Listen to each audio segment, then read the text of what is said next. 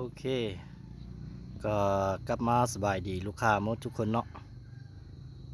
มื้อนี้ก็พอมีเวลาเลยเนาะจะมารีวิว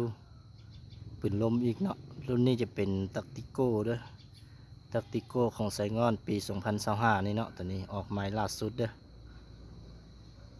ตัวนี้พอค่าจะใส่เป็นทางคาร์บอนเนาะทางคาร์บอนขนาดเป็น 0.5 เด้อตัวนี้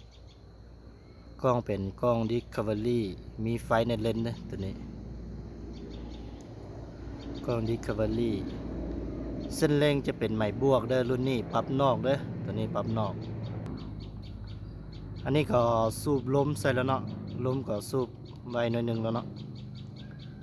เล้าจะเป็นเล้าที่เคฮ่องกงเด้อเล้าที่เคฮ่องกงยาว50เซนติเมตรเด้อ50เซนติเมตรตัวนี้จะเป็น12เกลียวเนาะ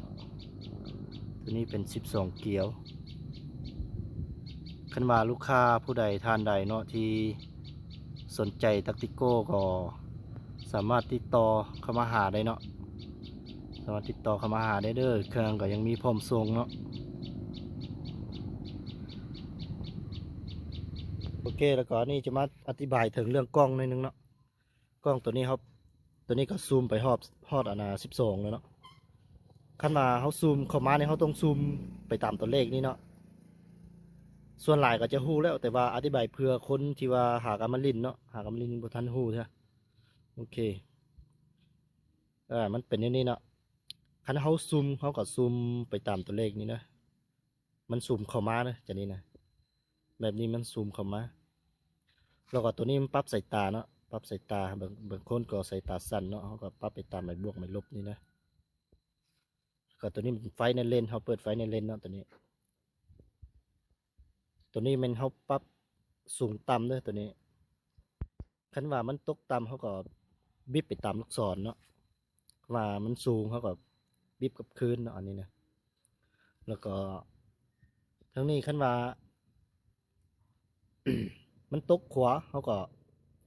บิบกับคืนเนาะคันมันตกซ้ายเขาก็บิบไปตามลูกศรเลยลูกศรมันเขาต้องบิบจะนี่ก่อนเขาอีบิบเขาต้องดึงตัวนี้ขึ้นก็เนาะขึ้นจังเขาบิบเอาแล้วก็คันว่าเขาอันน่ะปรับโอเคแล้วเขาก็หนีบกับคืนเนาะล็อกไว้บ่ให้มันเคลื่อนเนาะเพื่อไว้มันเคลื่อนโอเคเรื่องกล้องก็มีแต่เท่านี้เนาะแล้วก็ยังอีกอันนึงตัวนี้เป็นปรับลาได้ตัวนี้นะปรับลา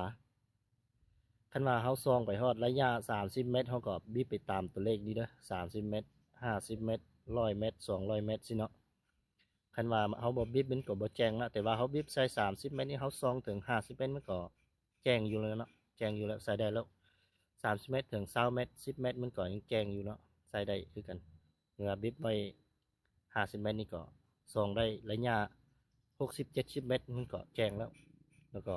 30เมตร40เมตรมันก็แจ้งคือกันเนาะมันก็ใส่ได้คือกันโอเคเรื่องกล้องซองก่อนมีแต่เท่านี้เนาะคันมาลูกค้าผู้ใดที่สนใจก็สามารถติดต่อเข้ามาหาได้เนาะเครื่องก็ยังมีพร้อมส่งเลย